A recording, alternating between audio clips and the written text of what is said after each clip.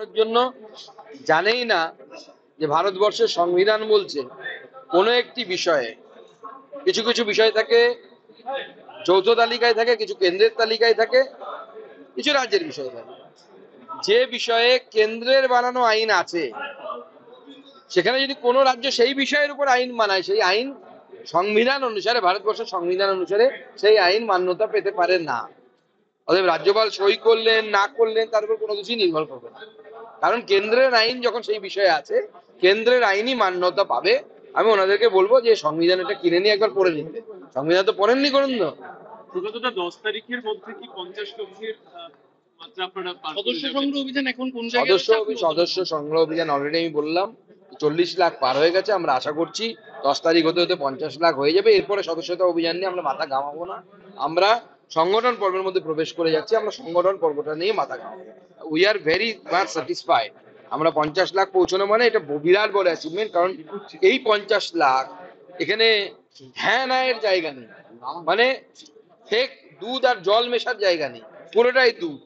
এবং সেই পরিমাণ মেম্বারশিপ হওয়া মানে যথেষ্ট। এবং সেখানে কোথায় বাড়ি, কোন পাড়ায় বাড়ি, কোন বিধানসভার মানুষ, সমস্ত তথ্য আমাদের কাছে আছে। এইটা বিরাট বড় একটা প্রাপ্তি, এবং এটা গোটা ভারতবর্ষের নিরিখে পশ্চিমবঙ্গ অগ্রণী সারিতে আছে।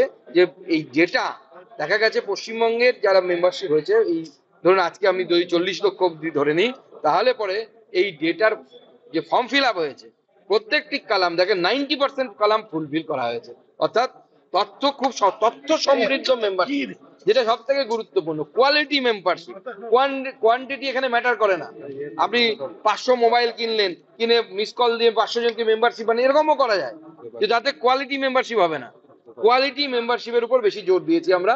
সেক্ষেত্রে ভারতীয় জনতা পার্টি পশ্চিমবঙ্গ শাখা এবার সাকসেসফুল। এই যে আজকে আপনাদের যে বৈঠক হলো, সেখানে দুজনের অনুপস্থিতি খুব ভীষণভাবে সামনে কথা কোর কমিটির সদস্য না আসার বিষয়ে আপনার সাথে না না, সাংগঠনিক বিষয়ে সব মিটিং এ সবাইকে ডাকা হয় না, তাদের নিজস্ব প্রোগ্রাম আছে। দেখুন সভাপতির নেতৃত্বে সাংগঠনিক বৈঠক হয়, বাকি তাদের সাথে আমাদের নিয়মিত কথাবার্তা যোগাযোগ চলছে। মালদায় খুন হওয়া তৃণমূল নেতা স্ত্রী আজকে জানিয়ে দিয়েছেন গোষ্ঠীদ্বন্দ্বের জেরে তার স্বামীকে খুন হতে হয়েছে, পিছনে অনেক বড় মাথা রয়েছে, তাদের যেন আড়াল করা না হয়। আমি তো কালকেই বলে দিয়েছি এটা, যে আমাদের কাছে খবর আছে গোষ্ঠীদ্বন্দ্বের বিষয় আছে।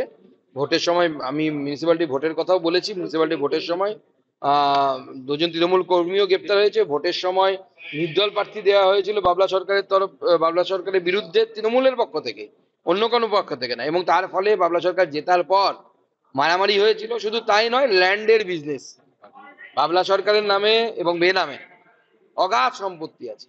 আপনারা খোঁজ নিয়ে দেখুন। তৃণমূল নেতাদের সম্পত্তি নিয়ে বলতে ভালো লাগে না, মারা যাওয়ার পর তো বলা উচিত নয়। আমি যে জানি যে উনি একদিনে 3টে ফ্ল্যাট শুধু কলকাতাতে রেজিস্ট্রি করিয়েছিলেন, এরকম অগাধ সম্পত্তির মালিক। বাগচায়, ময়নার বাগচায় মুর্শিদাবাদ পৌরসভার 8 নম্বর ওয়ার্ডে বাড়িতে ঢুকে তল্লাশি চালিয়ে আরো 8টি তাজা বোমা উদ্ধার হয়েছে। বোমাগুলি আপাতত জলের বালতিতে ডুবিয়ে রাখা হয়েছে। প্রশ্ন হচ্ছে, মুর্শিদাবাদ থেকে এবিডি জঙ্গি ধরা পড়ছে, জেলবন্দি খাগড়াগড়ের সময় সেখানে বৈঠক হয়েছে, এই জায়গায় বারবার আজকে যে তাজা বোমা উদ্ধার হলো, বারুদের উপর মুর্শিদাবাদ, আপনার বাড়ি যেতে হবে মুর্শিদাবাদ দিয়ে। মুর্শিদাবাদ তো ভয়ঙ্কর অবস্থার মধ্যে আছে। অধীর চৌধুরী তো এমনি আর মুখ ফুটে ওই কথা বলেননি। মুর্শিদাবাদের অবস্থা অত্যন্ত ভয়ঙ্কর। মুর্শিদাবাদে ভারত বিরোধী অনেক শক্তি কাজ করছে। শুধু না তাই নয়, মুর্শিদাবাদ একমাত্র জায়গা যেখানে লিফলেট বিলি হয়েছিল যে 1946 অর্থাৎ 1947 এর আগের স্থিতিতে মুর্শিদাবাদকে পৌঁছে দিতে হবে। মুর্শিদাবাদ তো জনসংখ্যার বা ডেমোগ্রাফির ভিত্তিতে পাকিস্তানে যাওয়ার কথা ছিল। ভারতবর্ষের সাথে তৎকালীন পাকিস্তানের দুটো জেলার এক্সচেঞ্জ হয়, তার পরিপ্রেক্ষিতে মুর্শিদাবাদ আমাদের রাজ্যে ঢোকে এবং পশ্চিমবঙ্গের জন্ম হয়।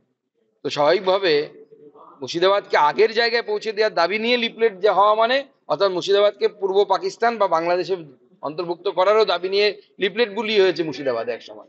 পুলিশ ধামাচাপা দিয়েছে, ওটাকে সামনে আসতে দেয়নি পশ্চিমবঙ্গ পুলিশ, কিন্তু এটা বাস্তবিকতা। এবং পশ্চিমবঙ্গ পুলিশ এবং তৃণমূল কংগ্রেসের অনুপ্রেরণাতে, মমতা বন্দ্যোপাধ্যায়ের অনুপ্রেরণাতে এসব হচ্ছে। উত্তর পূর্বাঞ্চল উন্নয়ন মন্ত্রী সুকান্ত মজুমদারের কাছে প্রশ্ন। তৃণমূলের তরফে বলা হচ্ছে যে উত্তর পূর্বের মন্ত্রীকে উত্তর পূর্ব কেন বারবার করিডোর হয়ে যাচ্ছে জঙ্গি ঢোকার। বাংলাদেশের সাথে বর্ডার শেয়ারিং এ পশ্চিমবঙ্গ ব্যতীত উত্তর পূর্বই বেশি জড়িত, সেক্ষেত্রে আপনি কি বলেন?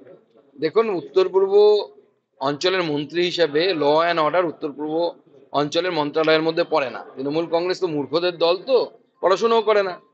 স্বাভাবিকভাবে ল অ্যান্ড অর্ডার রাজ্য সরকারের ব্যাপার, সেখানে আমাদের রাজ্য সরকার যথেষ্ট সচেষ্ট এবং আমাদের যেখানে যেখানে রাজ্য সরকার আছে, আসাম থেকে শুরু করে ত্রিপুরা থেকে শুরু করে, সেখানে জঙ্গিদেরকে টাইট দেওয়ার জন্য যা যা করা দরকার সমস্ত কিছু করা হচ্ছে এবং আগামী দিনেও হবে, আরো বেশি টাইট দেওয়া হবে, চিন্তা নেই। বলছি দেউচা পচামি নিয়ে কাজ শুরু, মুখ্য সচিব সেখানে চলে যাচ্ছেন।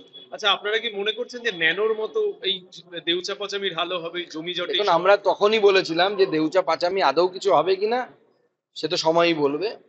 মাননীয় মুখ্যমন্ত্রীকে যেটা বুঝতে হবে, উনি টেকনিক্যাল জায়গাটা বুঝতে পারছেন না। সেটা হচ্ছে এই রাজ্যের জমি নীতি ঠিক নেই। যতক্ষণ না এই রাজ্যের জমি নীতি আপনি ঠিক করছেন, ল্যান্ড পলিসি ঠিক করছেন, ততক্ষণ পর্যন্ত আপনার এখানে শিল্পায়ন হবে না, খনি হবে না, শুধু সিন্ডিকেট চলবে, তোলাবাজি চলবে আর জমির দালালি চলবে, এর থেকে বেশি কিছু চলতে ওনার পারে না। দলের যারা রয়েছে তারাই তো এই সিন্ডিকেটের পুরো ওটা ওটা দিয়ে তো ইকোনমি চলে তৃণমূল কংগ্রেসে। আচ্ছা, তৃণমূল কংগ্রেসের এক একজন নেতা কি থেকে জীবন শুরু করেছিলেন আর এখন কোথায় পৌঁছে গেছেন, এক একজনের বাড়ি ঘরের ছবি নিয়ে আমি তো মিডিয়াকে অনুরোধ করব, সমস্ত তৃণমূল নেতা মন্ত্রীদের আপনারা তাদেরকে বলুন যে আপনাদের বাড়িতে আমরা ভিডিও করব, ভিতরে ঢুকে বাড়িতে কি কি আছে আমরা দেখব, জনগণকে দেখাবো। জনগণের নেতা, জনগণের জন্য এরা কষ্ট করছে, কষ্ট করে তাদের বাড়ি ঘরের অবস্থা কি হয়েছে দেখানো দরকার। তো আমার বাড়িতেও আসতে পারেন, কোনো অসুবিধা নেই। সাংস্কৃতিক শিল্পী